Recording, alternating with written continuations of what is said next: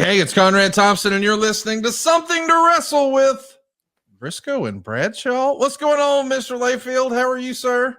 I'm doing fantastic. I got my partner, Mr. Gerald Brisco, with me. I got the voice of God and Conrad Thompson, and I got the Lawrence Welk fan and the stud muffin Dave Silva on here.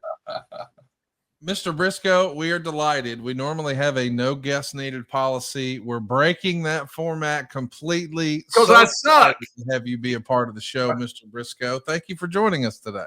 Well, Conrad, it's always a pleasure to be on ad-free shows with you guys and Super Mex, the old stud muffin, as JBL and I call him. You want anything done, Mr. Stud Muffin, Mr. Dave Silva can get it done. So I appreciate being on this. John and I are enjoying our time with ad-free, and man, I'm just looking forward to talking. Where's that other Texan? Is he come? He got killed in the Alamo, and you guys just kicked some dirt over him, or what? We've got missing policies and posters up all over town. We're thinking about putting him on milk cartons next. That is what everyone wants to know. John, it was your day to watch him. Where is Bruce Pritchard? I talked to him last week, but he hung up on me when he got somewhere. He just called me while he was driving. Then he got somewhere. He goes, got to go. He was there, and he just hung up on me. So I don't know where he is. Do you think he's at a donkey farm?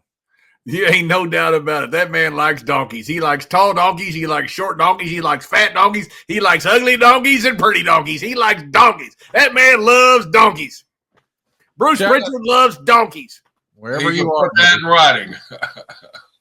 We're gonna have a little fun today. Brisco went to a donkey show one time with Terry Funk in Tijuana, Mexico. Oh, I got to hear this. Tell us about Terry Funk. Tell him he had a guy in a donkey costume. A true story, right, Mr. Brisco? It absolutely is. It's a true story. One night where I was working in El Paso, I think it's El Paso, one of those towns right on the border there. Terry Funk said, "Hey, you want to go get a Mexican steak after we finish here?" And I said, "Sure, Terry, anything to have some fun in that place in Texas, you know." So, and he said, "Okay, well, we'll have to cross the border to have fun because you can't have any fun in Texas." But anyway, he took me to one of his favorite steakhouses down there. And after we ate the steak, and a funny story while we're at the steakhouse, you know, we hadn't worked all day long. I hadn't eaten all day long, so it wasn't that like it is now where there's catering, you know, so. We went to a steakhouse where we ordered, and these businessmen were sitting there at a table next to us. So they get up to take a whiz. They've been drinking, take a whiz right before their steaks come. All of a sudden, their steak comes. Terry looks over. He jumped over that table, and he picks up as he's picking up on those businessmen's steak and has it in his mouth. And they walk back from the bathroom there, and they look at Terry Funk, and they look around. They just shake their head and turn around and leave. They didn't know better than starting around with Terry Funk. But that was it. But Terry said, after we ate, he said, "Let's go watch a donkey show." You know, and as a kid growing up in Oklahoma, you always hear about these donkey shows. So I'm all game. I said, "Let's go, man." So I went in there, and I can't tell exactly what I saw in there because it's a little R-rated there. And I don't like to talk R-rated on air here, but we saw what you think you're going to use, the figment of your imagination of what we saw. A man dressed up in a donkey suit, and he was well endowed, a donkey too, by the way. And so the reason I say that because I heard John's a connoisseur of those type of deals, because I heard Conrad ask him the other side the other day the size of Batista donkey. Yeah. So anyway, there's a young lady on the other side of him, and just use your imagination. So the guy was in a donkey suit. Yeah. At the donkey show. You're the story of donkey. Screwing a lady the night. You know. Yeah. I went to the donkey show once. There wasn't no donkey show then either. There wasn't no live donkey. I mean, it was a guy dressed up as a donkey suit. We didn't even have a guy dressed up as a donkey. All these guys were standing around. I was with Kerry Von Erich and a bunch of guys down there, and all of a sudden the guys are posing with a beer. I said, "What are you guys doing?" "Oh, it's some guy from the National Enquirer." I said, "We're at the fucking donkey show. What are you doing? We're at a donkey show. Do not take a picture." You're speaking of jackasses. You were standing there next to one, right? That's right. So I grabbed Kerry. I said, come on, let's go. He goes, what are we going to do? I said, we're going to climb down the fire escape. So you know how you push the ladder down, it comes down the second floor. We pushed the ladder down and climbed down and went back to the States. So we didn't get to see any donkeys either. Well, I mean, I saw a man dressed as a donkey, and it was a pretty entertaining show. I tell you, this is a little known fact, and nobody knows this. This first time it's ever going to be told. Dave Silva made a lot of money dressed as a donkey. And but I really don't think it was Silva. This guy was too well endowed to. Not that I've seen anything from word of mouth that I've heard around. You've heard word of mouth that Dave Silva was not, very well blessed. And he's no Dave Bautista, no. Oh my God! There you have it.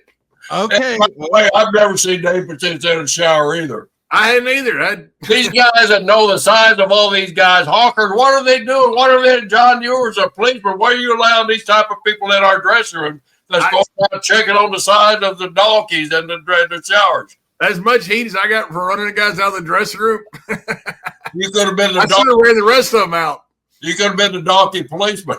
That's right. That's right. Get your donkey loving dick ass out of here. My gosh, I don't know where we go if we start the show, John, with a donkey show conversation. What can possibly follow that, John? I'm not sure, but Bureau, that's what it is. The donkey, that's Dave. That's Dave's Spanish name, Super Bureau. Okay. Dave Silva, he's Super Bureau. He goes by. He's got like a mask on, nothing else, just like and like Avenger boots, and he comes out and he got a cape too, nothing else, buck naked otherwise. Super Bureau. You can tell that Brisco and Bradshaw have a lot of fun hanging out. You can enjoy their podcast anywhere you enjoy podcasts. It's called Stories with Brisco and Bradshaw. It's available on YouTube, Spotify, Apple, and everywhere else. Mr. Brisco, it feels like over the past few years, you guys have interviewed a who's who. And as we're recording just earlier today, you caught up with the Blue Meanie. Tell us some of your favorite episodes that you and John have done together over at Stories with Brisco and Bradshaw. You're right, Conrad. Like a lot of other people, we just kind of started this thing out of COVID, just to kind of entertain ourselves. We were both doing stories back and forth and everything, and we started running dry and everything. And then one of our mutual friends that up in New York City, one of these Wall Street type guys, said, well, you guys ought to do a show together. Well, we'll try it. We'll see what happens. 5 years later, we're still doing them. But, we've done so many shows, and some of the shows I'm starting to really enjoy is, we're not only stick with wrestling. John's a man of the world and everything. Being a Texan, he has traveled all over the world just to get out of the state of Texas, of course. But, we're tourists when we go to these Stonehenge, Loch Ness, all these places, Easter Island. We're all curious about these things and what happened. So we're talking to a lot of these scientific type guys, and sometimes I get a little worried. I'll call John. I'll panic. John, this guy's way over my head, man. I need some help.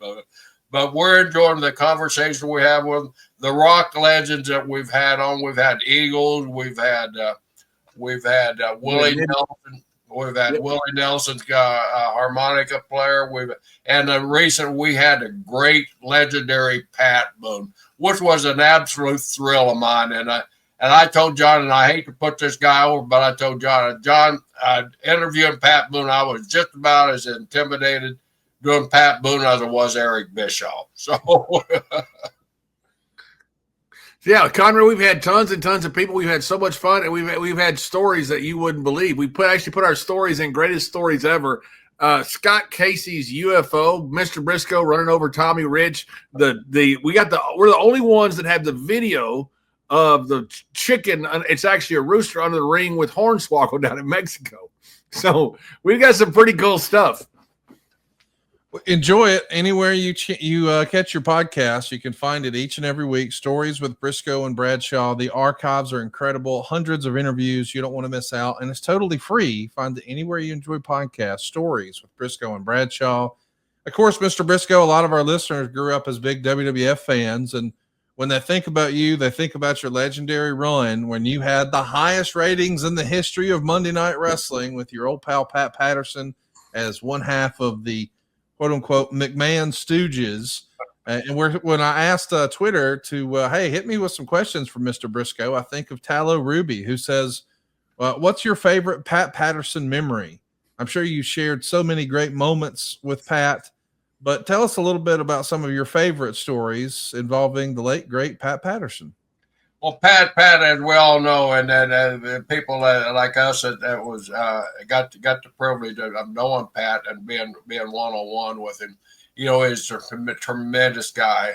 I can go back to when I very first met Pat. Was in Atlanta, Georgia.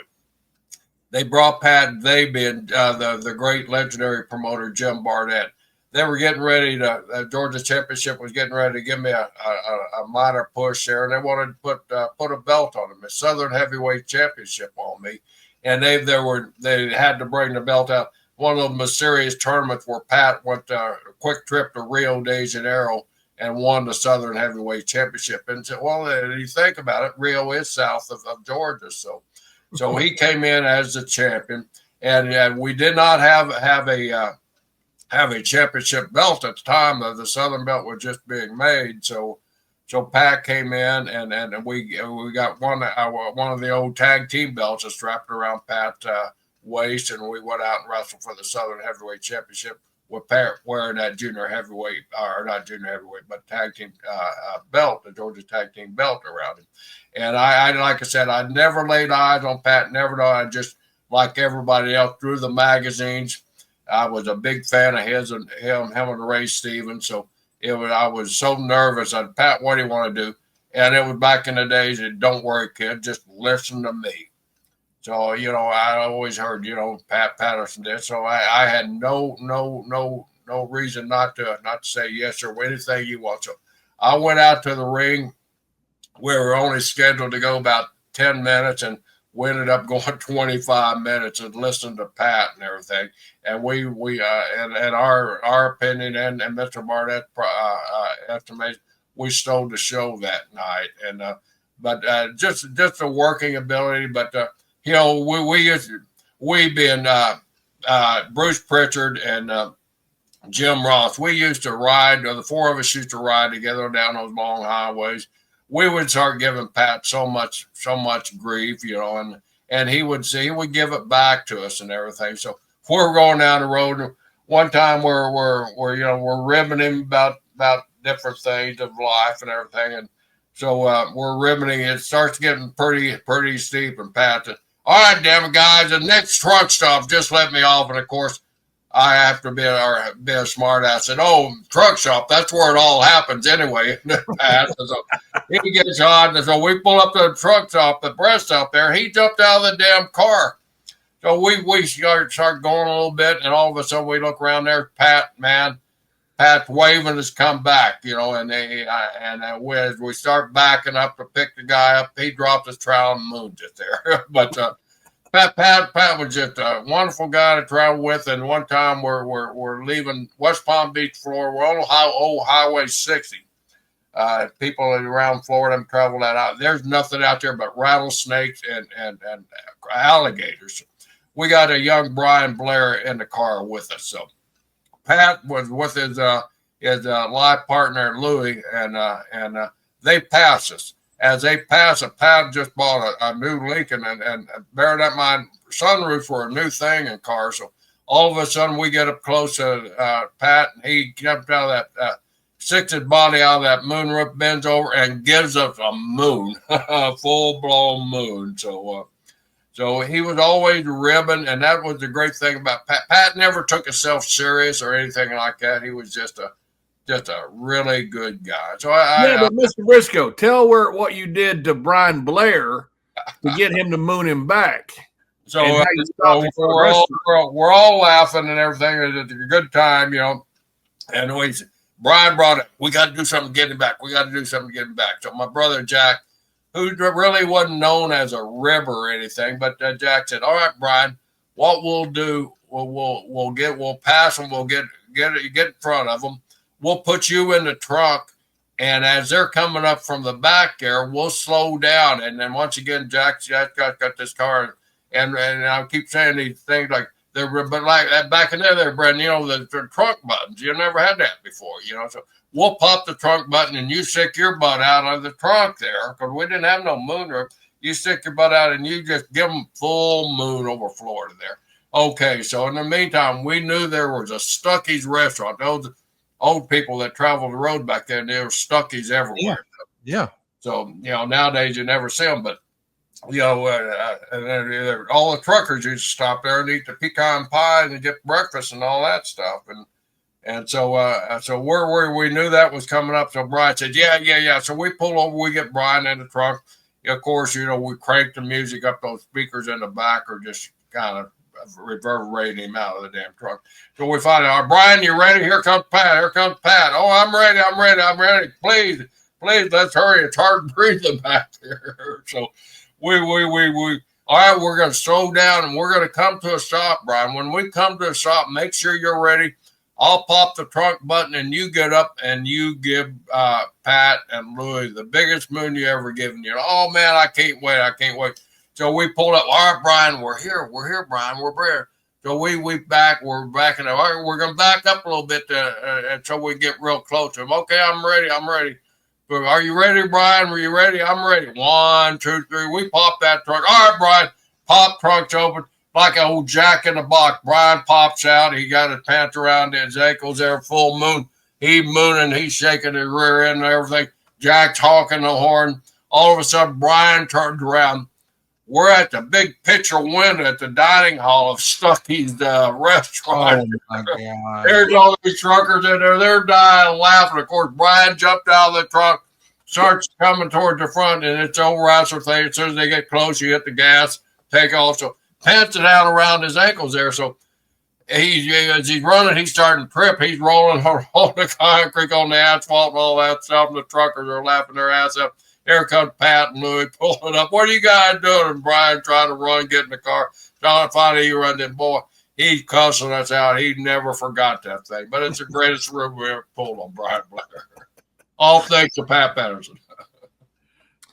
I see why you wanted a replay of that one, John. That's one of the best. Yeah. Hey, and by the way, we had Dave Bixenspan on, and he brought up the Freedom of Information Act on Pat Patterson, which was unbelievable. Jerry traveled with Pat back in the day, and he'd often say, Pat, why don't you ever go to a gay bar if you want to?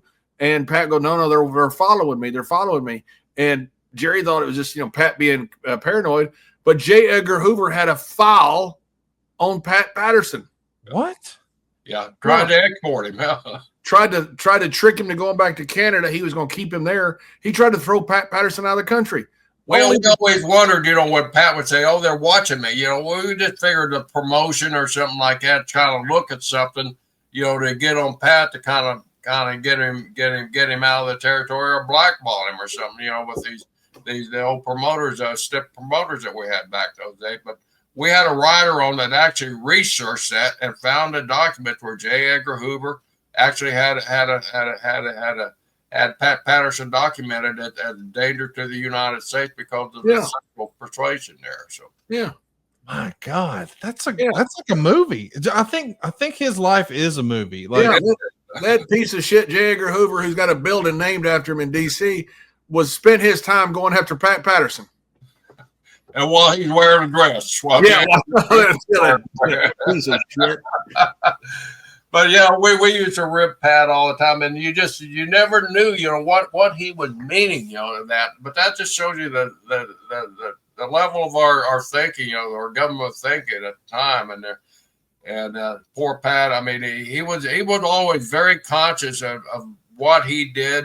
You never saw Pat out, and he confided with me, you guys are going to all these bars and everything. I got to go home. I don't get to go out to the bars and everything.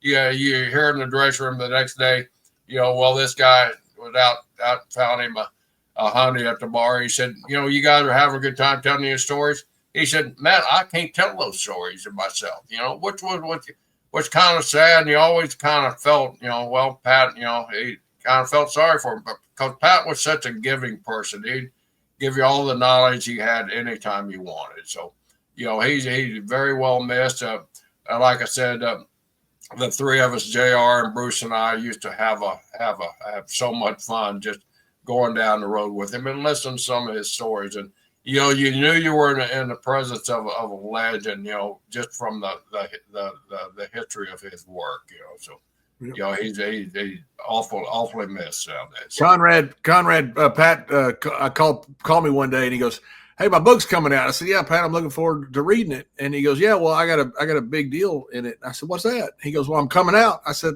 "Of what?" I said, "Of what?"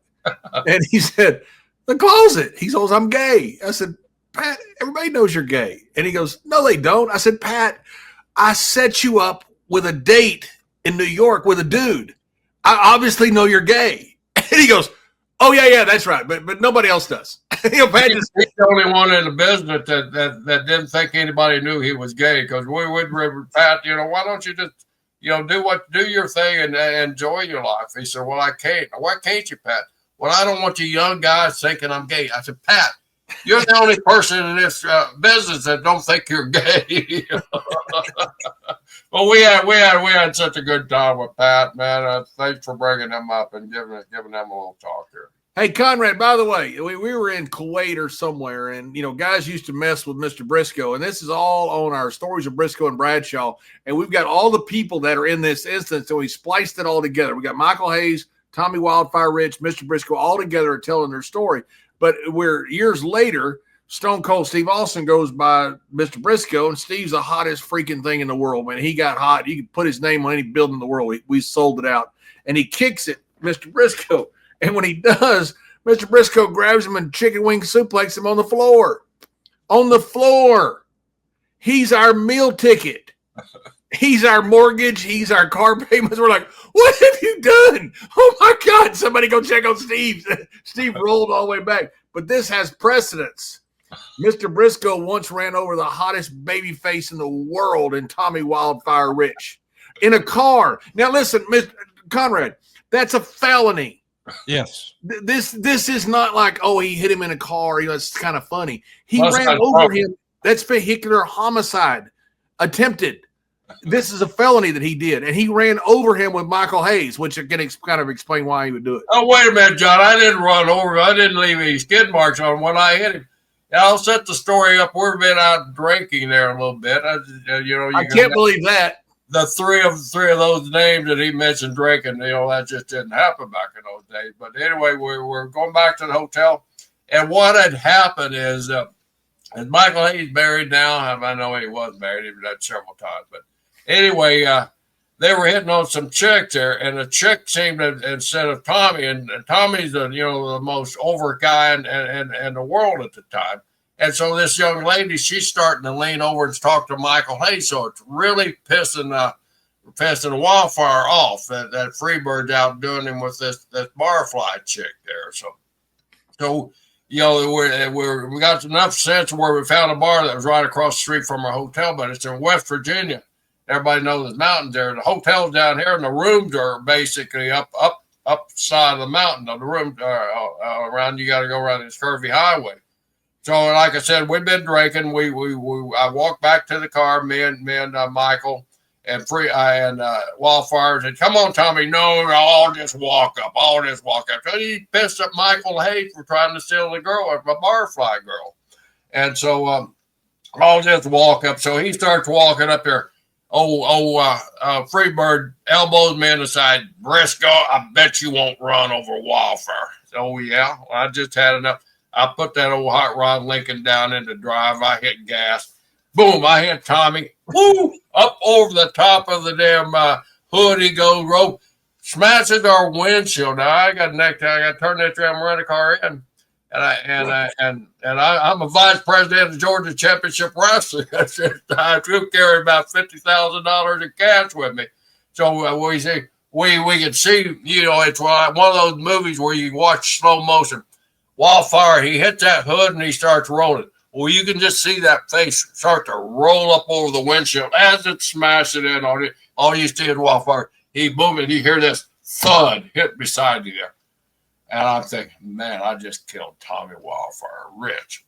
So I put the car in park, of course. I opened the door about the time. Wait a minute, what did Michael Hayes say to you? Brisco, you just killed Wildfire or something like that. I can't remember exactly, but something like that. You just run over our mortgage or something. So I open the door and I look back at Tommy. Tommy's starting to get up. I said, Michael, he's okay. He's getting up. Well, fuck, let's get out of here before he kills us both, So I'm watching Tommy, of course, to make sure he's not limping. Now I got to explain to Mr. Barnett why his champion is all got damn road burns all over the side of his body and his face. This handsome young man from Georgia. And so I told me, all right, you can leave me alone. So we pull off, and he said Tommy starts limping up. He still won't get in the car with him. He limps up, and he walks up the stairs. He gets in his room. I call him later, and he starts cussing me out. But yeah, that was all because of Michael P.S. Hayes. I nearly killed him. My goodness. So listen, we're having a little fun talking about some of the names from yesteryear, and you brought up Michael Hayes. We've talked a little bit about the one and only Pat Patterson, but this show originally started with Bruce Pritchard telling stories, and well, now maybe he's gotten too busy for us in recent years, but nobody knows where the dirt is on Bruce Pritchard more than you, Mr. Brisco. Give it to us. Give us some dirt on Brother Love.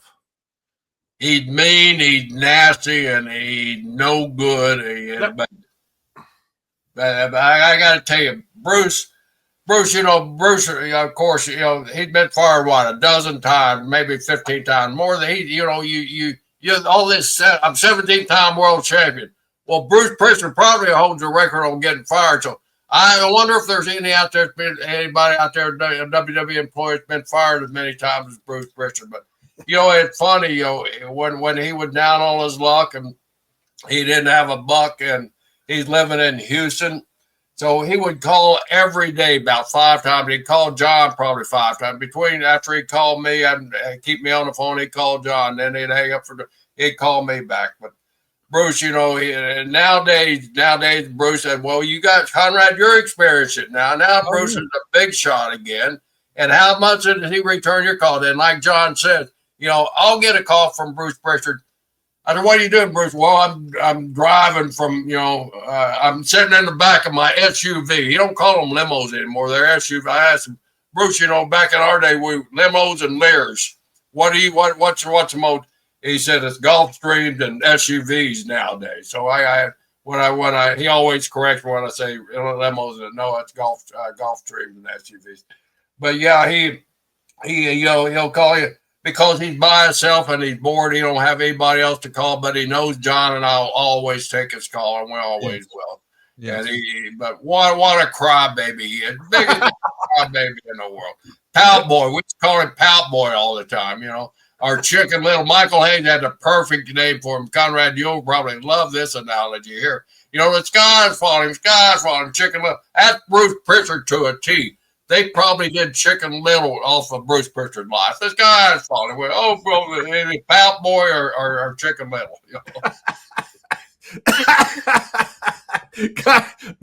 There you have it, Conrad. I don't know what I expected, Bradshaw, but there it is. My God, Brisco just hit him with both barrels. Double shovel action here today. Well, let's keep the party going. JBL, the floor is yours. Shit on Bruce Pritchard a little bit for us. Yeah. Well, Bruce called me the other day, and he was all whiny baby about something, all boo-boo face, as he loves to say. So he calls me, and looked at him the wrong way. Yeah, thank goodness Mr. Brisco had smartened me up. And I said, what are you doing, Bruce? Oh, just working. Just working so much, man. All I do is work. Just work. Making a ton of money up here. This business is doing great, but I'm just working up so much. I said, didn't you just come back from 7 days in Aruba? Yeah. And he said, well, yeah, but I said, and where were you? Oh, I rented a house on the beach. It was really nice. It was like really fancy, really expensive and stuff like that. And then he goes on and tells me about this incredible place he has with servants and all these different things down there in this place that he lived in Aruba on this little Caribbean island down there, and how nice it was. And then he goes back into, I'm just working all the time, not doing nothing. Just working, just fucking working my life away. It's all I'm doing. That's the Bruce Pritchard story. There it is. There's no doubt. We got a fun question here, Mr. Brisco. This comes to us from Twitter. Dan Oldfield over on Twitter has an interesting what if. If Austin's injury at SummerSlam 97, of course, we all know that's when Owen accidentally dropped down to his butt and, well, the tombstone was too low and Austin's spine was impacted. Dan continues, if Austin's injury at SummerSlam 97 had stopped him from moving on to being a main eventer, who on the roster at that time do you think could have been slotted into that place? So this alternate timeline, we would see Steve Austin's in-ring career come to an end at SummerSlam 97. We know things were coming to a head the following month with Brett and Vince. So if Brett was moving on, and come January of 98, if the back injury still happened to Shawn and now Shawn's out, if there is no Austin, there's no Brett, and there's no Shawn, who would have stepped up, Mr. Brisco? Who would have been in that Austin spot? Well, I tell you, that's an easy answer to me. And I tell you, we had a certain character there called the Dead Man. Yes. Who would have stepped up into that spot and done just fine. Would it have the impact as Stone Cold? We'll never know. But we also know that the impact that the Dead Man had beating the Undertaker, Mark Calloway, it was just phenomenal. So we had that there. Plus, we had guys. I mean, that was ready. I mean, that talent was so over abundantly loaded with talent. We had so much, and it's an opportunity. I mean, that's what the philosophy that we saw back in those days, opportunity. So we had a card waiting for their opportunity to step forward. There's no doubt in my mind the way the creative team was working together at that time, we would have come up with something that would have been adequate to carry until Stone Cold. It would have been the same impact. We'll never know, and thank goodness we didn't need to find out, but because Stone Cold did come back. But my first answer to that, of course, it's a great Undertaker, a legendary Undertaker. Yeah, and Conrad, you got to understand, people always want the title when business is good. When business is bad, nobody wants it. That's right. Because you're going to get blamed for the territory being bad. They had to give Undertaker the title when business was bad. I mean, no one else was there to take it. You know, he was there when business was good. He was there when business was bad. He was always the break glass guy. And he was always the guy who could deliver a main event that you needed. You know, obviously we know that The Rock is going to step up and he's going to become a big-time player in 1998 as well. But it is interesting to think, you know, in those alternative scenarios, what if? Do you ever think about situations like that, Mr. Brisco? One of the great what ifs in wrestling, like, you know, we just said hypothetically, if Austin wouldn't have continued, who would have stepped up? Is there another what if? One I've often thought about is, what if they didn't go with Warrior and Hogan at WrestleMania 6 and they went a different direction? Do you think when they ultimately took the belt off of Hogan at WrestleMania 6, it was too soon? Did you think they had gotten all the juice out of Hulkamania? Was it the right call at the time, or is there an alternative what if that you were in favor of, Mr. Brisco? Well, I tell you, I was one of those guys. I was a believer in Hogan, and I don't know if it had anything to with my relationship with Terry, you know, helping him get into the business and helping grooming Terry along the way there. But yeah, I felt that WrestleMania 6, maybe it could have been the wrong time to do that, because I just feel like there was a lot of pop left in the Hulkster, and you know, with the way things were growing at the time, things were changing so much, but I think Terry had that ability to kind of adapt to what society was leaning toward at the time. So, yeah, I kind of figured it was a little too soon, but you know, I had a leader and Mr. McMahon that would tell me why we're doing it and the reason behind it and his philosophy. And even he, I mean, as far as I can remember, even he was having doubt at times whether it was the right thing to do. Because, you know, when you work with Vince, you get calls at 24/7. You get calls at late at night, early in the morning. I received a few of those calls, you know, Brisco, who we got? What do you think about this? You know, but there were names floated out there that off the top of my head, I really can't think of, but there were names floated out there. But yeah, in my personal opinion, I always resisted beating those type of guys. I resisted, you know, a lot of title changes because I just felt we had more time, and maybe I was too nearsighted and didn't focusing at the big picture, that these other guys are actually ready. All they needed was that step to take there, and we had to provide that step to them. Conrad, the best advice I ever got was from Hot Rod, and he always told me, he said, you can't out Hulk the Hulk. That was one of his favorite expressions, meaning you don't want to try to mimic the top guy because you can't out Stone Cold. You can't out Cena. You can't out Hulk the Hulk. You got to be something different. And every top guy is different. So Hogan is completely different from Stone Cold, completely different from Stone Cold, completely different from Roman, completely different from Cody.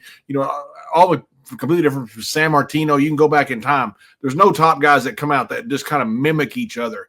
So to me, I thought if there was a mistake, and this is pretty good right now, so it's hard to say there were mistakes made, but I'm sure you could second guess it. And it's fun to armchair quarterback. I wouldn't have gone to babyface. I wouldn't have gone babyface to babyface. I'd have put a mailman in place. I'd have put a heel in there somewhere. I'd have put some type of heel in there after Hogan. And then if you want to bring Warrior in, I thought it would make more sense then. But you can't out Hulk the Hulk. And once you put Warrior in there, I mean, you can't live up to what came before you, I don't believe. Even though, Warrior was over like crazy, I just thought the mistake was going to a babyface and not a heel. John, you're exactly right on that, because you kind of compare character to character. Warrior and Hulk, there wasn't a whole lot of difference. They were both visual type champions. Neither one of them had the skill of a Rock in the ring or a Stone Cold or Undertaker. Neither one of them had that type of wrestling skill, but they had that personality. They had that charisma that would radiate out to the audience there. So you're kind of changing an apple to an apple, in my opinion. And that was one of the reasons why I was I'm not sure if this is the right thing to do, because you basically give them the same act with just a different character. Right. I think the right call for me as a fan at the time was Mr. Perfect was undefeated. And we know that at WrestleMania 6, Brutus Beefcake is going to end that undefeated streak, at least on television. I think Warrior maybe ended it on a non-televised event beforehand. But still, Mr. Perfect versus Hulk Hogan at WrestleMania 6 with a guy who had never lost in WWE, I could have seen it. But I also felt like, the following years, I would have liked to have seen Hogan versus Rick Rude at a headline event for WrestleMania. Why don't you think we ever got those on a bigger stage, Mr. Brisco? Perfect versus Hogan or Rude versus Hogan? And Jerry, why was Rude not a world champion? Why was who? Rude, Rick Rude. That's what I'm getting to. That was the guy, I mean, more so than Perfect, because I figured Perfect he was a perfect worker, perfect character. But Rick Rude had that mystique about him. That mystique, Perfect kind of attracted, the guys and everything. But Rick Rude, he attracted everybody, the females, the young kids. He was such an exceptional talent there. Rude was a guy, Conrad, as we were talking earlier, who would have been that guy. Rude's one of those guys that you could. I really think you could have strapped the moon to his back, and he would have circled this globe many times as champion and been over as strong as him. Why he never got that opportunity, I honestly can't answer that question. I wish I could, but it was just just perception or whatever. But to me, he would have been the guy instead of Warrior, because he had the body, which Vince craved. He loved those guys, those big guys. He had the look, and Perfect. Rick doesn't get the credit of his psychology that he deserved. This guy, I watched him when he first left Vern Gagne, came to North Carolina. He was just a young rookie at the time. He tried to sit in the back seat with my brother and I, and John will rib me. You guys trained him too, the Brisco style, that Brisco car. But those guys that rode that back seat of that Brisco car, most of them went on to become champions and major players. And so we did something right. But he would sit there and he would ask the greatest questions about the psychology of our business. And that's what besides the body, he had the mind of a champion there. And I'm really disappointed that we never really got that out of Rick Rude. I want to ask you about that, because there's a narrative out there, and I don't know if it's true. I was a kid. I wasn't there. What the hell do I know? But there's a story out there that for whatever reason, Hulk Hogan didn't see that he could trust or didn't believe that he could trust Rick Rude. I've never asked the Hulkster about that, but that was the narrative that we heard, that perhaps Hogan either didn't see him as a credible opponent, didn't see him at that level, or he didn't trust him in the ring. Maybe it was a difference of the styles or philosophy towards wrestling. We do know they put the big gold belt on him when he did make the jump to WCW. Do you think Hogan was the reason that there was a ceiling on Rick Rude in the WWF, or was it Vince? I never heard Hogan having that mindset on him, but I can see that mindset with Terry on Rude. But I think it was more of a Vince call. I mean, Terry had, so as we all know, and I'm shaking the earth here with it, but Terry, we all know Terry had great influence on Vince. Yes. But I also know that just conversations back in the day, that Terry had a lot of respect. Maybe it was just office boy delivery that he was giving me what I wanted to hear, the comments back. But I never heard any animosity or any doubt in Terry's mind that this guy being Rick Rude, could carry that torch. But I don't know. And at the time, I don't know how much of an influence Terry's voice or opinion would have had on Vince to not go the way that he truly believed. So I believe it was a deep-rooted thing that we'll never, ever know unless Vince comes out and tells us why he didn't make that decision to run with him. You know, when we're talking about Rick Rude, I can't help but think that he's one of the great what-ifs in the WWF that could have been a great world champion. But people have said that about Mr. Perfect, and they've also said it about DiBiase. But Mr. Brisco, Bruce would always sort of explain that, at least in his mind, the New York territory was a babyface territory. Vince and his father always had a babyface champion, and Hogan really needed a heel factory. But we would see other territories like Jim Crockett Promotions. Well, they often had a heel champion like Ric Flair, and he was trying to make the baby faces in the various territories. Is Bruce explaining it correctly? Do you agree with that New York was a babyface territory and we needed to have a babyface champion defeating a bunch of heels? I certainly do, and you know, and I can go back and my mind, you know, to even days before Bruce. Vince Senior always really liked the heels. I mean, he would come down to Florida on vacation. He would come over to Fort Lauderdale or Miami and watch our event. And you know who he spent the most time around was the heels. So you could see that attraction right there.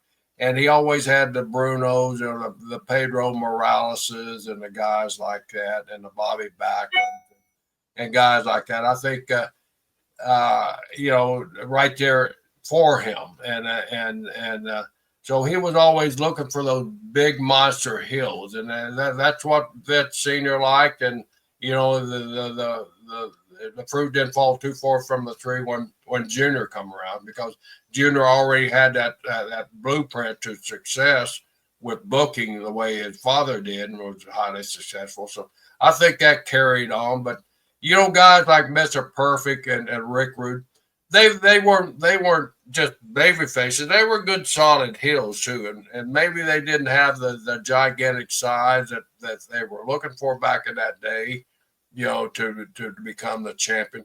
But they had the ability in the ring to work either way, either hate them or love them, and they could do either way. And you mentioned Teddy DiBiase. To me, I wish I could have had a little bit more voice and at that time with this, but I was doing the local promotion instead of working in the office, and when DiBiase was around. But I always thought, man, that guy is something. And a little fascinating story on Kurt. You know, everybody I know that I had something to do with Georgia Championship Wrestling. So right before Kurt was going to New York, and I had no clue he was going to New York, and I had no clue who he was. But Vince wanted to send him down to Georgia and kind of get him a little acclimated to, you know, to the schedules and to the work and stuff like that. He came down there, and I remember sitting in backstage the Army looking out at the ring when he went out there, and the oohs and ahs that this guy got just walking the aisle. And I turned to Jack. I said, "Who is this kid?" Because I didn't know him. Honestly, didn't have a clue who he was. And he said, "That's Larry the Axe Hennings." Well, of course, I knew who that was. And I just watched him get in the ring. I watched him work. I watched the way he controlled the crowd. And I said, Jack, that's the next NWA champion. And he said he very well should be. So he come back, and of course I wasn't running. Jim, why aren't we signing this guy? Well, he just signed. He's going up to New York. We're doing Vince a favor by bringing him in here, just to kind of get him in shape and get him used to working regular. And so he was always that guy too. That wow, why didn't Ole supposedly had a tight relationship with Vern. Why didn't Ole, hey, give us a chance for this guy here? But we never got that opportunity in Georgia. I think he could have been the Tommy Rich of his era too. Hey, I want to ask you a little bit about that because your brother Jack is one of the most famous NWA champions of all time. And when you talk about credibility, man, he had it for days. But when the WWF really explodes and goes national, Vince is really leaning more into the entertainment of the sports entertainment equation with champions like Hulk Hogan, which respectfully were not the same type of performer as your brother Jack. What do you think your brother Jack thought about the more Hollywood aspect of the WWF? Was it a type of wrestling that he could enjoy, or was it just not to his taste? Well, it's kind of funny to answer this question because my brother loved the business. He loved the philosophy of business, and to me, I don't think it really mattered because I would come in, back in there where you get home on Wednesday morning. I go get off the plane. I go directly to the body shop. My brother was at the body shop every day, working day at the body shop from 9 to 3 o'clock, and you can always tell when 3 o'clock it come 3:30 was beer time for Jack. So we always knew he'd be in the shop there. But I'd walk in and he would tell me, he would bring up stuff. Man, I really enjoyed that last night. People always, well, what did your brother think about when you were a student? He loved it because he got to see a different side of my ring ability, my different side of my working ability than he'd ever seen before. And he was not one of those bitter old guys. What are they doing to my business? They're killing my business. He loved that, but he was a businessman, Connie. And yes. So when he was being that businessman, he saw the momentum of our business and everything. And that's the reason we sold to Vince in the first place, because we wanted to take that giant step, and our old school partners did not want to make that step. But Jack was all in favor of advancing, and he knew everything had to evolve, or you're not going to get anywhere. Bear in mind, Connie, when Jack got in the business 5 years before me, he was coming off that 50s and the early 60s lull where business was basically dying.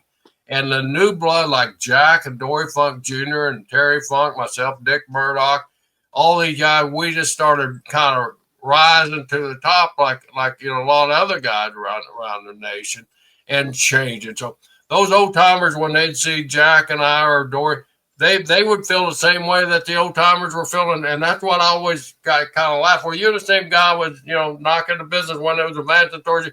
All those 05 timers, when you were coming along, they were saying the same thing about you. They were saying about this. So our business better evolve or it's going to go backward. And fortunately, we made the right decision to hand our partnership and business models over to Vince, and he ran with it and scored a touchdown. I love hearing about the evolution of the wrestling business. And, one of those things that you've alluded to a few times, even on this broadcast today, is Georgia Championship Wrestling. We know famously when other people call it Black Saturday, it was more like Green Saturday to you, Roll Tide. But did you ever patch things up with Ole Anderson, or were you guys estranged from that day on? I don't know about really patching things up, but I've told John this story, and I've told my dear friends about this story. Once you reach a certain age, make you wow, you're going to that age bullshit. But once you don't want any regrets, you don't want any of those things. So I knew I was going to one of these signings. I think it was up in Charlotte, North Carolina. I'm positive it's Charlotte, North Carolina. What they call a great get together. They call the gathering up in there, and Jack and I were both invited there. We knew Ole was going to be there. Now this is years later. This is really the first time that we've been in the same building. So flying up there, you know, I turned it down. What do you think, Ole? Well, I don't give a damn what Ole feels about us, you know. But we did. I mean, we did. I mean, Ole, we went to battle with Ole for a few years. So we're in there, and so, you know, we come banquet time, and I look over. Ole's not in the best of health at this time, so I look over there, and he's sitting in a wheelchair, and I say to myself, you know, I'm through with all this hate. I'm through with all this business. I'm gonna go over and I'm gonna tell Ole something that I need to tell him. I walked over and I said, Ole, and he kind of, when he saw me walking, he's in a wheelchair and he's kind of starts sliding to the side because I think he's getting ready in case I'm going to jump him in that wheelchair. And I wouldn't do that. I don't think anyway, but so as I'm walking up, I stick out my hand and it's probably a good 30 to 40 seconds. One of those Paul's handshakes like you see in the middle of the ring. Now the people are, when Ole's hesitating, the people are starting to back away from that wheelchair because they don't know what's going to start flying here. So I walk up. Finally, Ole shook his head up. I said, Ole, I got to tell you something. I said, I never liked being a business partner of yours, but I always loved being in the ring with you. You brought the best out of me. You made me work harder because I knew that if I didn't bring my best, you would knock the crap out of me every second that I was in the ring with you.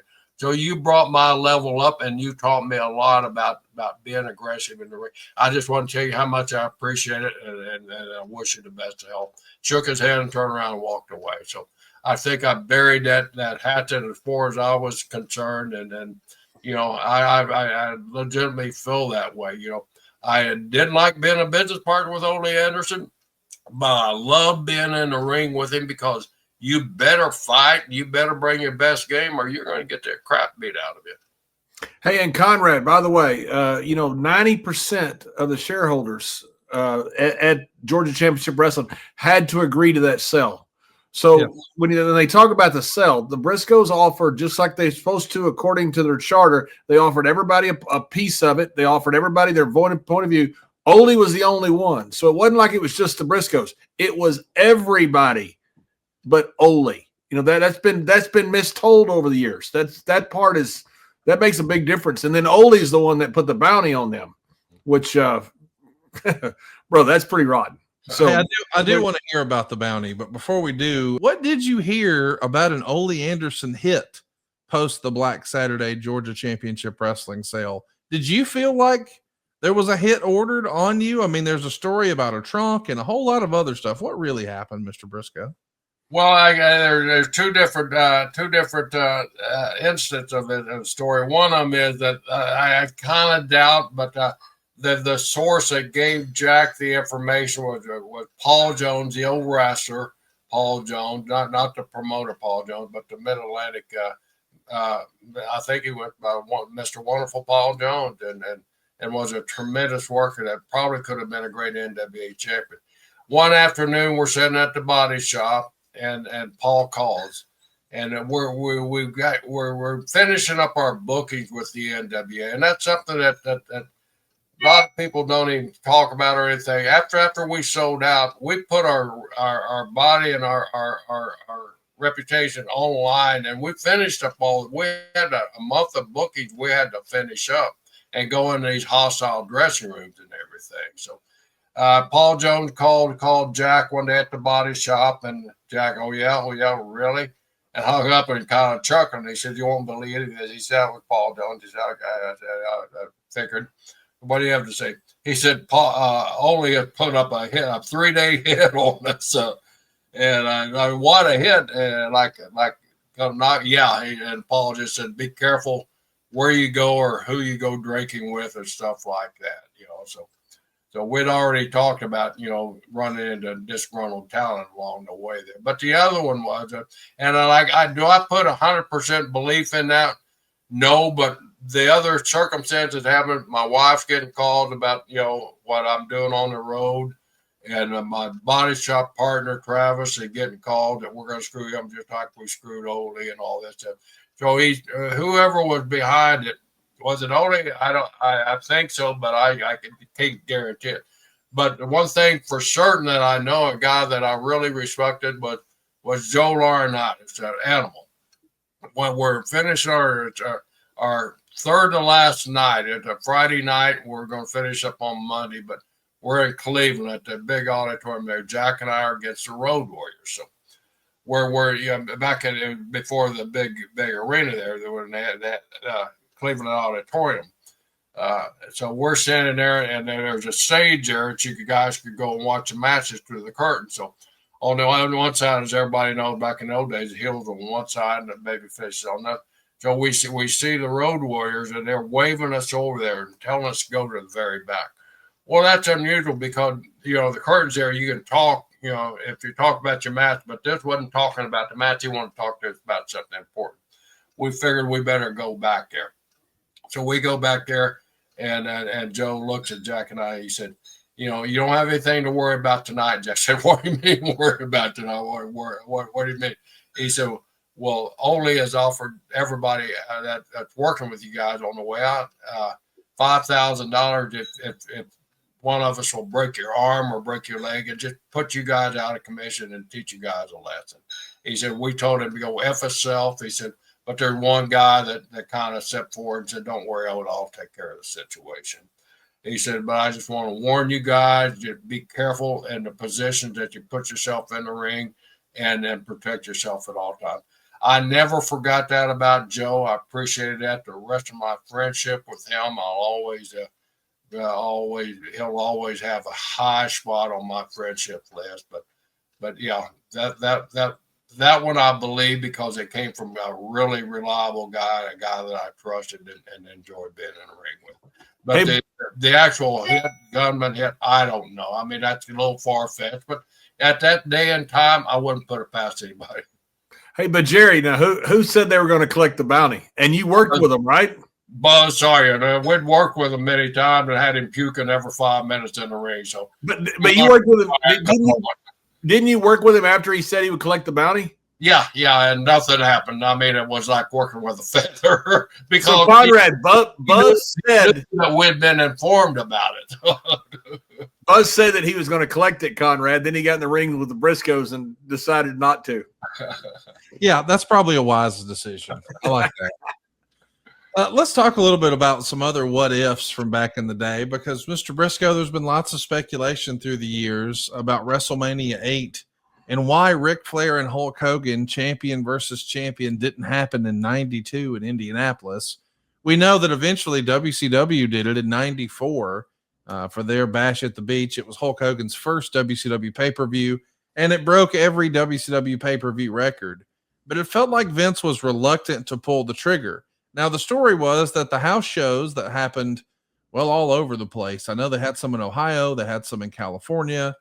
For whatever reason, Vince didn't feel like they were drawing very well, so he pivoted away from having Ric Flair and Hulk Hogan for the title, instead opting for Hulk Hogan and Sid Vicious to go on last and Flair to defend his title against the Macho Man somewhere in the middle of the card. Back then, were you an advocate of Hogan versus Flair in the main event? And why didn't it happen, at least in your opinion? Well, I tell you, Conrad, I tell you why it didn't happen, but it happened. It was too late. I mean, I was, like I said at the beginning of the show, I was a local promoter for years, for 5 years before I got promoted and worked myself up into the office there. So I was promoting shows. That match here, and I got my booking books back here that I found in my old shed traders there. That the house, the first match that I had with Hawk and Rick was Charlotte, North Carolina. So you think, man, you got an instant sellout, right? I mean, you got Hulk Hogan against Ric Flair, two of the greatest champions at that time of all time. But we drew the crappiest house that we'd drawn there. Nobody wanted to see that match. It was too late. The momentum had already died off of Hogan, and Rick hadn't quite got the WWE or WWF momentum that he would get later. But I promoted several of those matches in house shows. So when you're saying the house show didn't, the house shows weren't drawn. There was no interest in that match for whatever reason it was. And like I said, I was doing local promotion, so I wasn't really involved in the office part of it. But my opinion was we're like 2 years too late to book the match here. And I don't know, because the reason why we're 2 years too late, because Flair wasn't with us 2 years earlier. But I think that's the entire reason, just the things have moved so fast in our wrestling business. You go back and look at that time frame. Things were moving at bullet speed, man. And I think we just missed the timing on that tremendously. And I think Vince was right calling an audible with WrestleMania. Hey, Conrad, you got to understand also, we wondered during the Attitude Era if we were drawing a 4 rating overall, because we would draw a 4 and WCW draw a 4. Now, when they were winning, they were slightly higher. When we were winning, we were slightly higher. But it was about a 4 each. And we didn't know for sure if we were both drawing a 4, meaning an 8, or if we're both drawing the same people, flipping back and forth, and a 4 was the total. But then we went unopposed. That's when Mr. Brisco and Pat were up against the Mean Street Posse and drew that 8.6 rating.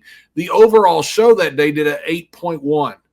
So we realized at that point that these 2 4s were literally 2 4s combined mean an 8, not the same people watching both shows. It was people watching different shows. There was actual loyalty. Now, there were people that were watching both, but we didn't realize, I don't think till then for sure, that people would watch one or watch the other. And you think, well, this guy's a huge star here. That didn't translate between WCW and WWE back then. That's why you had to introduce guys. As crazy as that sounds, there wasn't as much crossover as people thought. It is interesting to think, when you go back and you take a look at the history of WWE.com, where our buddy Richard Land has compiled all the different results. When you take a look at Hulk Hogan versus Ric Flair in 1992, it went on top in Jacksonville, and it only drew 7,100 fans. It went on top at the Omni on January 5th. And in Atlanta, Ric Flair and Hulk Hogan drew 4,500 tickets. Those were my shows. In Miami on January 6th, Flair and Hogan are 6,000. But Daytona Beach, the same building where one day Hulk Hogan's going to turn heel 4 years later, Ric Flair and Hulk Hogan at a Superstars taping do 12,000 tickets there. But I just think a lot of people, when they take a look at, Fort Myers and the Omni and Miami, and some of these feel like, well, this should be a shoe-in to sell out. I mean, even like Hamilton, Ontario, Cops Coliseum, think about how many sold-out WWE shows have been there. And Flair and Hogan on top in January of 92 only does 6,000 there. It's just a real head scratcher to me how Hulk Hogan and Ric Flair weren't selling out everywhere they go. They did well in Philadelphia. They did well in Boston. But some of the other markets, that doesn't always seem to be the case. Do you think the WWF audience they weren't as in tune with WCW programming and they weren't as familiar with Ric Flair? Is that it? Well, I think you're exactly right, and during that, especially during that time frame, there were more loyalists during that time frame. I think in the beginning than there was any other time frame on the split. There, you just had split crowd, and people. I mean, as strange as it might seem, WWE audiences really didn't have a clue who Ric Flair was, and I found that out doing all those shows that you mentioned from Richmond, Virginia, down to Atlanta, over to Alabama, and on down to Florida. All those shows were promoted by me. Now, I thought I was the issue that, maybe it was my promotional job, but I had a counterpart out on the West Coast, Eric Bresloff. You probably heard that name a lot, or Zane Bresloff. Zane was a hell of a rock and roll promoter and hell of a promoter overall. And he and I would compare notes. He and I would talk ticket sales. And he and I would, I said, well, what's selling out in your area? And he said, man, I can't sell a ticket to Flair and Hogan. He would ask me why. He said, why isn't Flair over out here? And it was because of the loyalty of the fans had. Now, as we go on, as we move forward and everything, those fans started coming together. So it were fewer of devoted WWF guys and NWA fans were now they were wrestling fans again. And that's when business started picking up. But in the beginning, people don't understand there was a lot of animosity with fan-wise, not only talent-wise, but the fans were arguing all the time who was the best and who's going to win and all this stuff. So I just think it was timing on those two guys, part because they were both money anywhere you put them, but together. And honestly, to me, the matches weren't the quality matches because you're looking at two totally different styles, and who's going to break their style for the other one? Both of these guys have pride and confidence that their style is the right way. They're not going to compromise as much and kind of look weaker against each other. They're both going to try to bring their A game, but they're not going to surrender a lot of, as John knows, when you get in the ring, you got to surrender some pride every once in a while.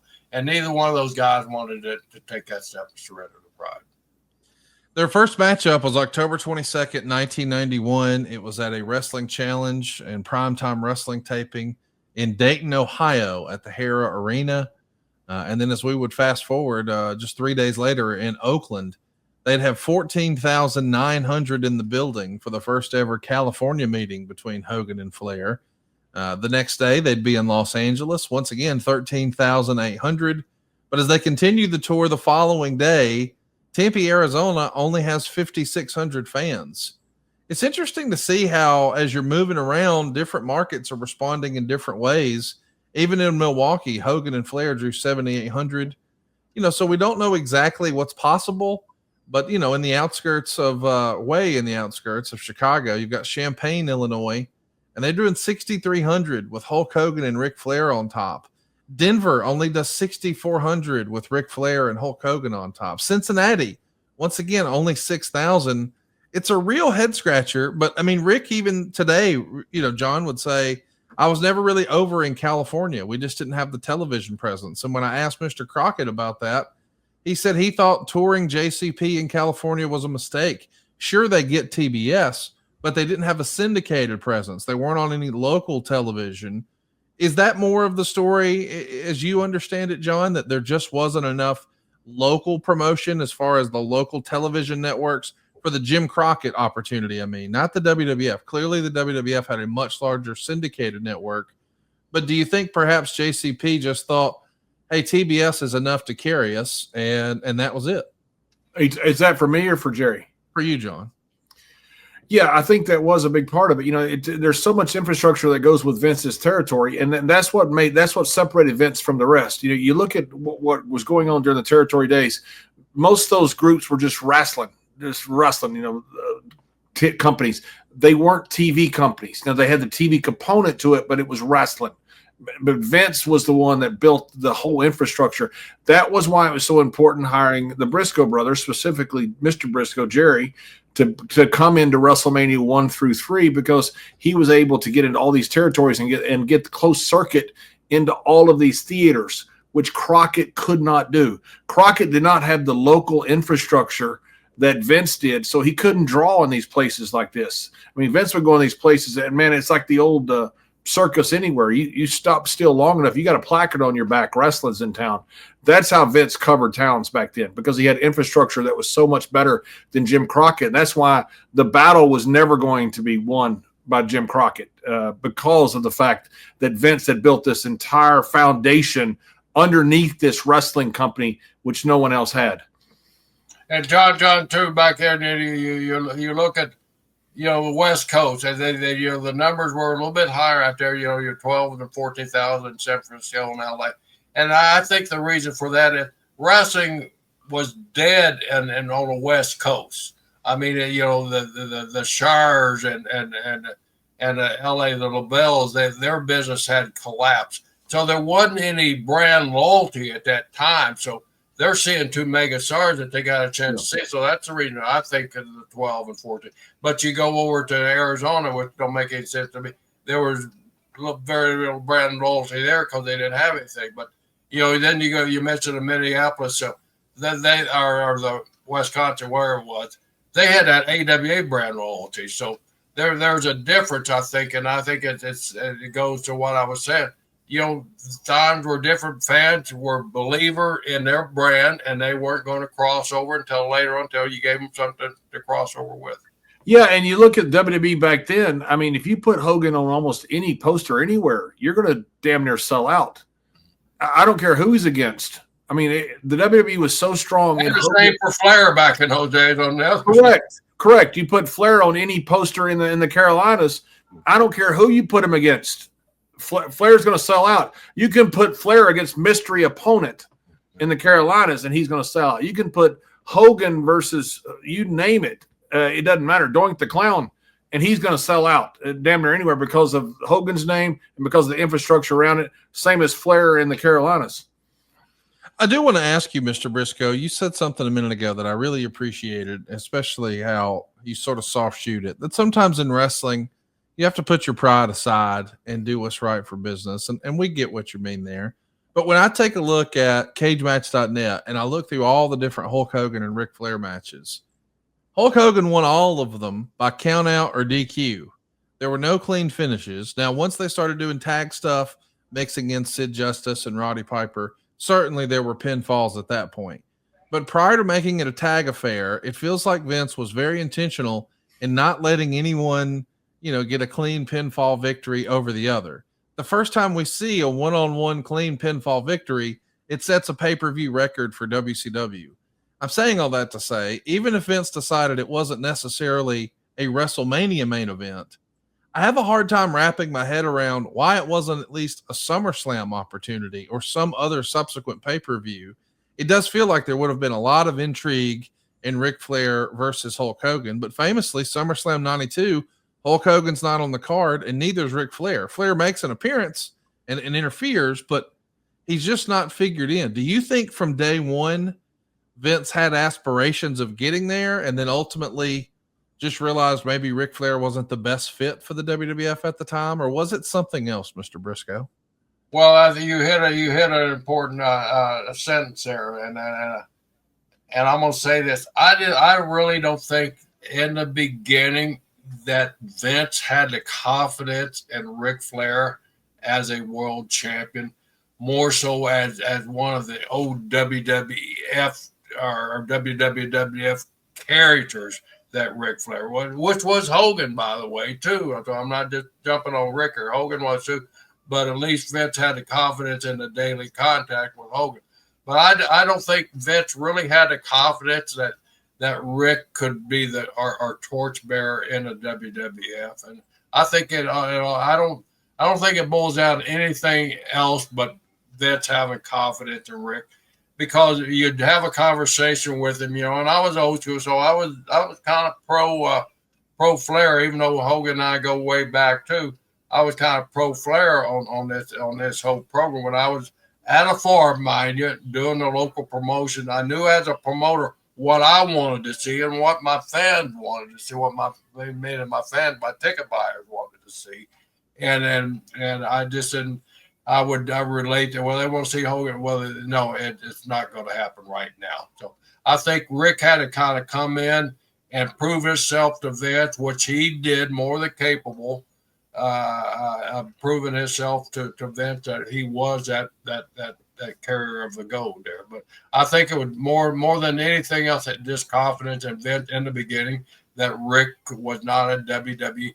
And let's face it, back in those days, there were certain modes that you had a certain mode for WWF. You had a certain mode for WWF or for NWA talent. And those modes, they were hard to break those modes, especially the guys that were really over. And Flair, of course, and Hogan was over. So I think it was just that lack of confidence in the leader. Hey, Conrad, by the way, do you think there's any chance in the world you're going to bring the NWA champion and beat Hulk Hogan? No. I don't give a damn who it is. I don't give a damn if it's freaking Lou Thez crossed with Jim Londos and Bruno Sammartino. You ain't bringing in and crossed with Jack Brisco and Flair. You ain't bringing in the NWA champion and beating the WWF champion. There's less than zero chance that's going to happen. And vice versa too. Well, and my thing is, I kind of always assumed we would see the WWF title versus the NWA title. I could imagine in my mind's eye, that's the ultimate WrestleMania. Ric Flair wearing some version of the big gold belt, even if it's the one that Reggie Parks made to look like the original one, and Hulk Hogan wearing the classic WWF title. Champion versus champion. Hogan wins them both. He holds up both belts over his head like Warrior did a few years prior with the Intercontinental. That makes all the sense in the world. I think everyone expected Hulk Hogan to beat Ric Flair. But the idea that he was careful not to have that happen even on the house shows. Hogan was not beating Flair on the house. I mean, he was winning the matches, but by count out or DQ, it just feels like, John, if we're protecting nobody losing by a clean finish, it seems like we're doing that because we have future plans in mind. We just never saw them. Yeah, I think that's right. I think there was an audible called, because obviously, like I say, Vince, Conrad, we've gone over this a few times. When you have, like, say, the WCW invasion, the ECW invasion, we don't do invasions very well at WWE. We have the NWA invasion in the late 90s. We don't do them very well. But there's no way with Vince's what he's gone through in the territories that he's going to allow some territory to come in and their champion beat his. Now, once that champion becomes his, once Flair becomes WWE, then it's okay for Flair to be the WWE champion. But as you would come in as the NWA, I think they had to call an audible. I think they were taking care of this. I mean, this looks like otherwise you just have somebody getting beat every night unless you have something planned. I think something was planned and an audible was called. Well, of course, we know that one of those audibles is making Flair the champion at Royal Rumble 92. But there's another story about a champion at Royal Rumble I want to ask Mr. Brisco about. But before we do, there's a famous story out there, Mr. Brisco, that once upon a time, while Bret Hart was the Intercontinental Champion, that his contract was coming due and he had an opportunity to go to WCW. And famously, we switched the title and it becomes an opportunity for the Mountie to win it at a house show. Roddy Piper would later win that belt. And we get a rematch with Roddy Piper and Bret Hart on pay-per-view, something that people still talk about a lot at that same WrestleMania 8. You were there. Set the record straight. Did you ever think at any point in the early 90s when he was Intercontinental Champion that Bret may actually jump to WCW? No, I didn't ever in the wildest dream think that would happen at any point. I mean, Bret's one of those type of guys where you get his confidence and he's loyal. He's loyal to a fault towards you. And Bret, when during that time frame, a lot of things were happening. We were losing a lot of guys, and of course everybody knows. And so, but no, and answer your question, I never had a thought that Bret. I didn't even know the thought wave was in his mind to present an opportunity for a phone call or a weakness there. But being around Vince, and had traveling with him with the group and everything, you start to hear in a little rumble, Bret's wanting this, and then you start, well, maybe something is going on. But as a friend and as an acquaintance, I could not see that happening. I even had my doubt and like a lot of other people at the time, I was kind of thinking might be a contract negotiation ploy too with Bret, but as it turned out, it wasn't. Yeah, we know ultimately he didn't make the jump. As the story goes, Brian Pillman felt like, because he had spent some time with the Hart family, of course, at the Hart house with Stu and so forth in the dungeon. And I think the narrative was Pillman thought, hey, he could get WCW to pay Bret more than he was making in the WWF. Of course, Ric Flair allegedly said, I don't know about that, because he, of course, had just come into the WWF. So in an alternate universe, it is interesting to think, as they're trying to establish Sting on the other channel, John, if Bret Hart was there, could it have worked? And what would it have looked like if there was an NWO invasion where Bret was already there?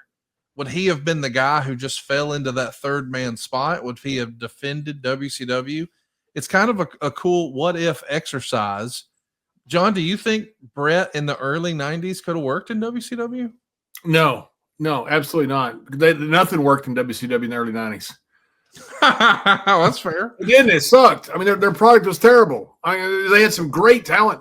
I mean, look at the talent they had. Oh, my God, man. They had the freaking Road Warriors, the Steiners. They had Harlem Heat was coming in right after that. I mean, they had some freaking incredible talent. Flair was there early. You had Luger, Sting. You can go. The list can go on and on and on. Now Luger may have been in WWE at the time, but Sting was there. You had incredible talent in WCW. They had no idea what to do with it. Brett would have been no different down there. Great, wonderful, world-class talent, and they would have had no idea what to do with him. Now, if he'd have gone down when Scott and Kevin went, that would have been big. That would have been huge. The problem was that when they dropped the ball, for whatever reason with Brett when he went down there, you've got one of the greatest champions of all time, and you've got him right there at this huge Montreal screw job and all this different stuff going on. I mean, God almighty, get it. I know there's, I guess, were some problems they couldn't do legally. Get that guy on TV Monday, not 3 weeks later. And I thought they really missed the boat with Brett. And unfortunately, then he got hurt, and everything just snowballed the wrong way for Brett. But I thought losing Brett I was really nervous when we lost Brett. It is interesting to think, what if, in an alternate universe, there's a whole lot of things that could have went differently in Brett's career. When we talk about one of the hypothetical what ifs, you earlier said, hey, if Austin wasn't able to be the top dog, Mr. Brisco, the dead man was hanging around, and we hear him in the background there. He's having a good time. My dog hears you talking about a dog. I know, I'm with it. Hey, I wanted to ask you, The Undertaker seems like one of the only guys who was one of Vince's established top stars who never jumped or maybe even seriously entertained the idea of jumping to WCW. Do you think that is what helped sort of cement him as like that Godfather type role in the locker room, that he was a WWF guy through and through? He never entertained a WCW offer?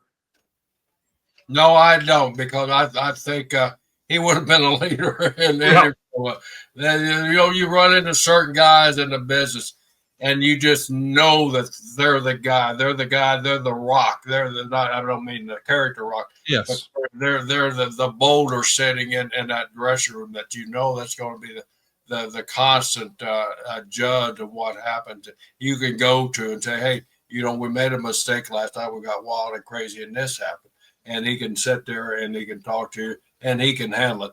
Mark just has that unique ability to bring people together and to bring people to his front and know that he's the leader. I don't think no matter what, Mark would have jumped back and forth 2 or 3 times, he would have been the same leader in the WCW locker room as he was in WWE, because it's a human being. It's not the character. It's not the status that you are. It's the person sitting behind that thing, and you're not going to find a more upright person than the Undertaker. Hey, Conrad, before we go any further, I want to bring up something about Mr. Brisco and his brother Jack and their car. It's okay. Like you had a PowerPoint presentation, training the guys to be wrestlers and shit like that. Mr. Brisco, don't forget about the fact him sticking a little red pickup truck in a tree with Barry Windham, which I told people like, oh, that didn't happen. That happened. You can ask him about that, but ask him about that after Rocky Johnson jumped out of a moving plane because the plane was set on fire in the airport with Eddie Graham. What? The plane's on fire, Mr. The plane's on fire because somebody may have been smoking in the bathroom while the plane is taxiing. While the plane is taking off, somebody's in the bathroom smoking, no telling what, while the plane is taxiing, and Rocky Johnson, the Rock's dad, jumps out of a moving plane. I don't smoke cigarettes, so yeah, I bet you don't. Cigarettes? Have you ever seen me smoke a cigarette? That is true. I've never seen you smoke a cigarette. Did Rocky Johnson jump out of a moving plane? Yes or no? Yes, he did. Because the plane was on fire, right? Yeah. You can get these stories and more stories with Brisco and Bradshaw.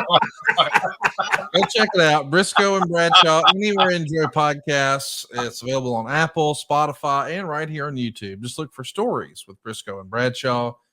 Mr. Brisco, Mr. Bradshaw. Wait a minute. I got one more thing because people thought I was lying about this. Did you or did you not have to shake a tree to get your truck out of it? Yeah, 2 miles from my house. Yeah, it was a damn Barry Windham fault, though. I mean, he had that little pickup truck like a Hemi and a little light pickup truck, and I live out in the county amongst a bunch of orange groves. there's this road, and Barry showed me how fast that little red pickup. And I said, Barry, you need to slow down. There's a stop sign, right? And all of a sudden, we passed that stop sign. We hit that little thing, convex thing that makes you go up. We flew across the road, and a big, huge orange tree happened to catch us, John. Saved our lives. That's what you should be thankful for. That truck is up there, and I'm scared. I can see the lights of my driveway around the corner there through the trees. So I know there's cops out there, Hillsborough County cops out there. So we shake this tree, and the truck actually splits the tree on its way down. It lands, and we get in the truck, put it in reverse, and we pull out of there. But it was Barry's fault. It wasn't my fault. Just a little road story there. We have many, many road stories you can do. We do. And with Conrad, we had Scott Casey on, which is one of the most entertaining things we've ever done in our life. And Scott, his Zoom went out. He walked into an emergency room and got the nurse, told her it was an emergency, to get him back on Zoom. The nurse got him back on Zoom. It went out again. He walked back into the emergency room and got it to do it again. Then he told us this UFO story that Roy Lucier, Roy Lucier has all kinds of, Roy's a wonderful guy. He's been researching it for us because Mil Mascaras was supposed to be with Scott in Texas when they saw this UFO. And he got mad at Jerry because Jerry was asking him what the little aliens were doing. And Scott got very upset about it, Mr. Brisco. But Roy's been researching this, trying to see if we can get any validation for this UFO story, because we are not saying it's not true. It just sounds really a little bit incredulous to hear. And we love Scott. Yeah, I can't wait to hear more. We got to get. And by the way, Tim White was supposed to be on our show, and he got mad at us. He was going down to see Stone Cold down in Texas. He got mad at us, told us to F off, hung up on us, and then he died a few weeks later. I don't know where you want me to go from there. I have no idea. We loved him. Yeah, you rebuilt his bar 3 times. That's right. Yeah. Stan Hansen holds the record. It was like an hour and a half. He finally got a grandson or something to come help him get on.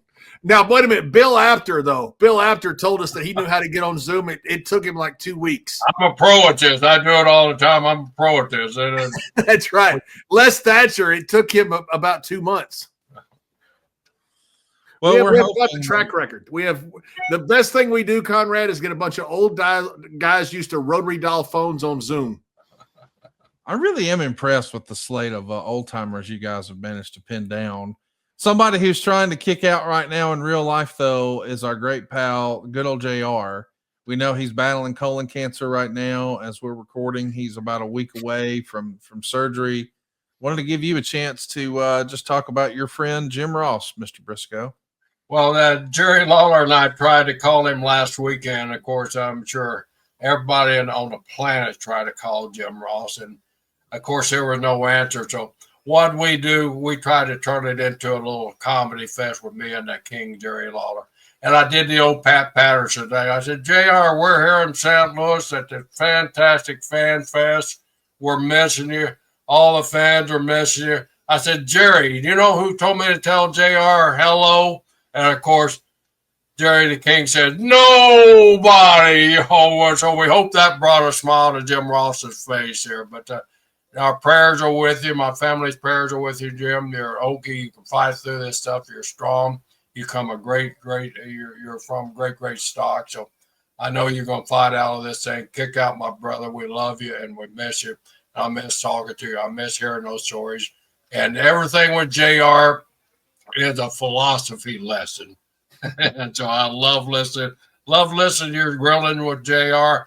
I love listening to that show, and I don't want it to go away. I want to listen to it till the day you lay me down there. So, Jim, kick out, brother, and get well. Well said. We're pulling for you, Mr. Ross, and we greatly appreciate everybody joining us for a lot of fun today. That's the word I would use to describe Stories with Brisco and Bradshaw. You could enjoy these guys doing their thing in the archives for hundreds of episodes, but new ones each week, and you can be a part. Just find them on Spotify, find them on Apple, or, of course, YouTube. It's Stories with Brisco and Bradshaw.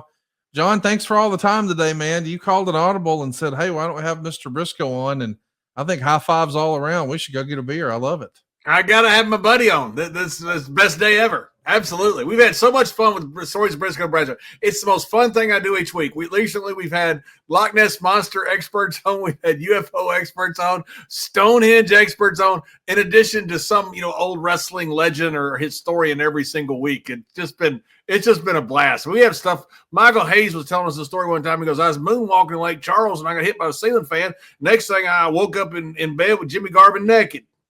And then the room service guy comes in and kind of looks at us like we're straight. No shit, Michael. Yeah. I love it. Go find more anywhere you enjoy stories with Brisco and Bradshaw, and we'll see you guys next week right here on Something to Wrestle with John Layfield.